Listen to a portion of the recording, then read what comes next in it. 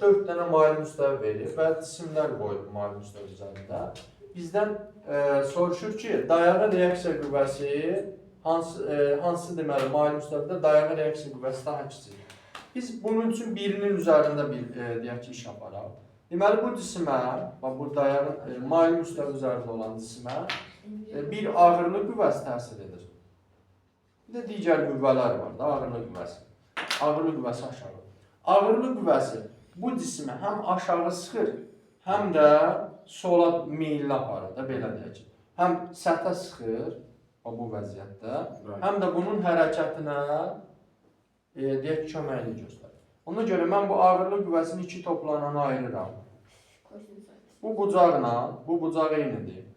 Bu hissə mənə mg kosinüs alfanı verir. Yəni bitki katetin hipotenuza nisbəti. Bu hissədə mg sinüs alfanı verir.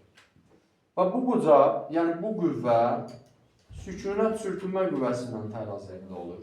Ona görə də sükunət sürtünmə qüvvəsi mg sinüs alfaya bərabərdir. Bu qüvvə isə dayağı reaksiya qüvvəsi iləndir, eyni təraziyindadır. Dayağı reaksiya qüvvəsi də mg kosinüs alfadır. Bizdə də dayağı reaksiya qüvvəsini soruşdu bundan. Kosinüs deməli azalan funksiyadır.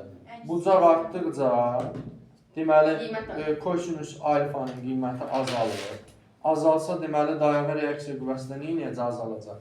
Bizə ən böyük deyirsə, deməli bucağın ən kiçik olanını götürürük. Deməli burada da bucağa ən kiçik olan birincidir. Deməli cavab da 1 edir. Bu da 1. Başa düşdük.